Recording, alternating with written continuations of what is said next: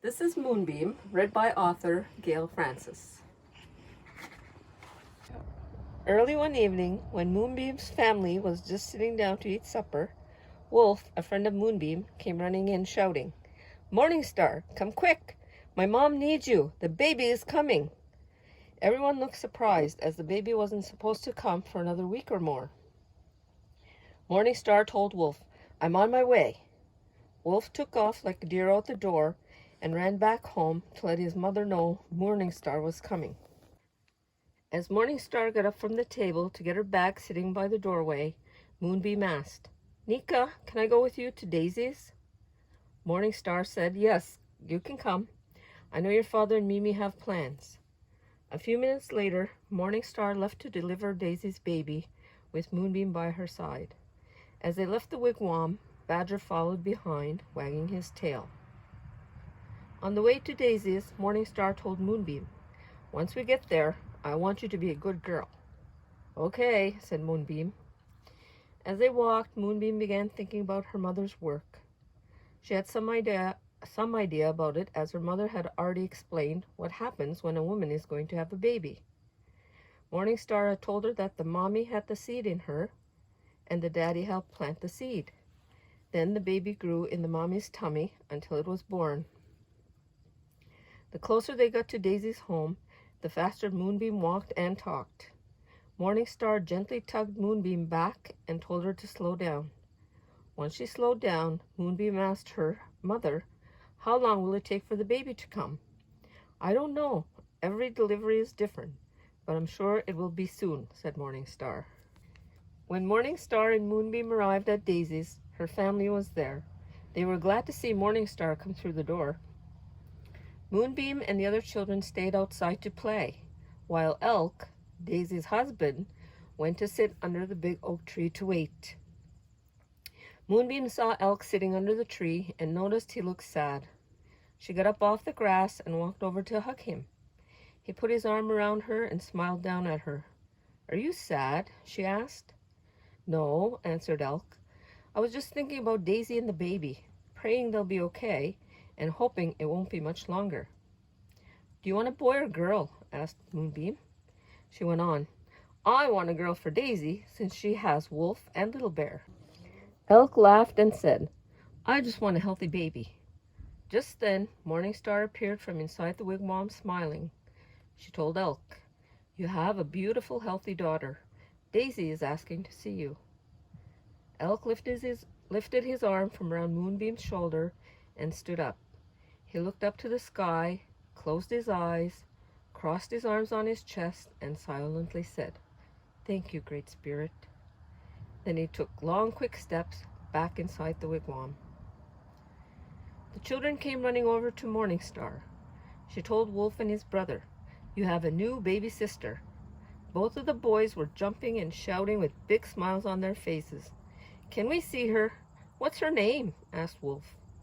"You can see the baby when your father comes to get us. I don't know her name. I think your mother is waiting for the baby's name to come," answered Morning Star. A few minutes later, Elk came out with a great big smile on his face.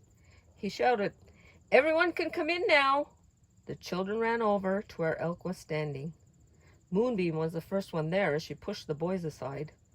Morning Star followed behind as they all went inside. Daisy sat on the furs with the baby in her arms. The baby was wrapped in a thin rabbit fur. Her dark brown hair and dark brown eyes so like her parents. Moonbeam touched her cheek.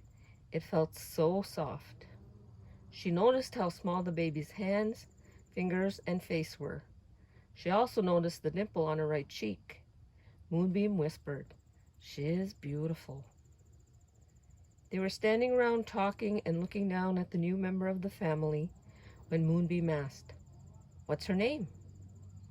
Daisy looked at Moonbeam and said, "We haven't decided. Nothing has come to us yet that fits her." In the meantime, Morning Star finished tidying up. It wasn't too long after when Morning Star told Moonbeam, "It's time we went home. It's getting late." "Oh, Nika, do we have to go now? I want to stay and see the baby a while longer," Moonbeam pouted. "No," said Morning Star. I'm tired and it's been a long day. Maybe you can come back tomorrow with Mimi to visit if it's okay with Daisy. Daisy said, yes, you and Mimi come visit us tomorrow. Moonbeam and Morning Star said good night to everyone and left for home, hand in hand with Badger wagging his tail and running behind. On the way home, Moonbeam chatted away about the new baby and how happy and excited she was about going back to visit the next day. She wondered what name they would choose. Nika. Yes, Moonbeam, answered Morning Star. Can you tell me again how I got my name? Okay. When your father and I found out we were going to have a baby, we were so happy and excited.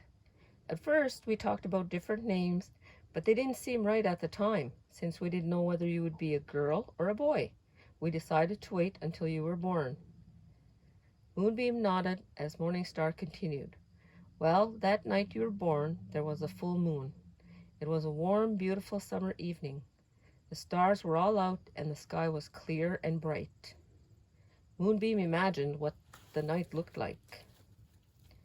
It was getting late that night, and your father and I were getting tired of waiting for you to come. After the moon was right above us, you came into this world. You should have seen us. We were both crying and laughing. We were so happy you were here in our home. We loved you so much, and you were so beautiful. I held you in my arms, and I just kept gazing at you. Then we counted all your little fingers and all your little toes. This made Moonbeam smile up at her mother. Then what happened? She asked.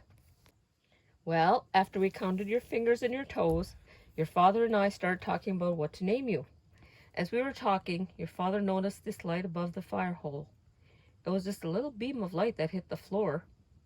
We looked up to see where it was coming from, and we saw that the light was coming from the moon. It was then we decided to call you Moonbeam. I love hearing that story, exclaimed Moonbeam. When Morning Star finished telling the story, they were close to home. A few minutes later, they walked in and were bombarded with questions from Soaring Eagle and Mimi about the new baby. How's Daisy?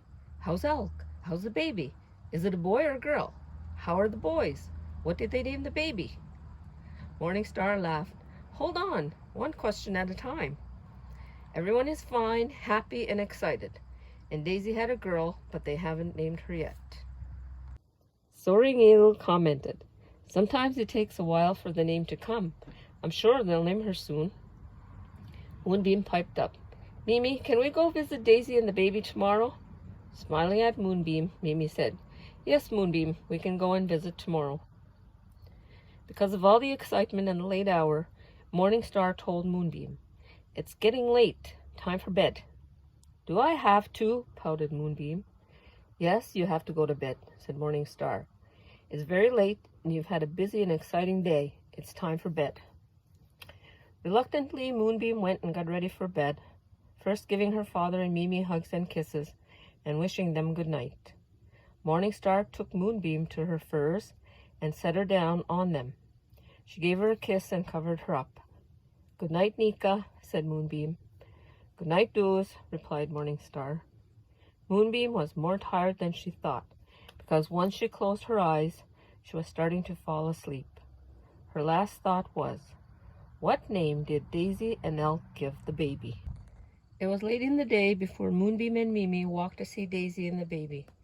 Moonbeam chatted away about possible names. Do you think they'll call her Robin? Or Raven? Maybe Zipsies? Mimi chuckled. We'll just have to wait till we get there to find out. Maybe they haven't even named her yet. When they arrived, Daisy invited them in.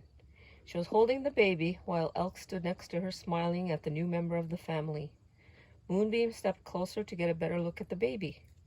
She was sleeping peacefully. Moonbeam put her hand on the baby's belly. Moonbeam looked up at Daisy and Elk and asked them, do you have a name for her yet? Daisy answered, yes, we do. Moonbeam waited, trying to be patient. Elk continued, we tried different names, but they didn't seem to fit her. Then I remembered when we were sitting outside yesterday that the sun was beginning to set when she was born. I mentioned it to Daisy and we agreed. Her name will be Sunset, shouted Moonbeam. Elk laughed. Yes, we named her Sunset. Just then the baby stirred, opened her eyes, and grabbed Moonbeam's finger. The end.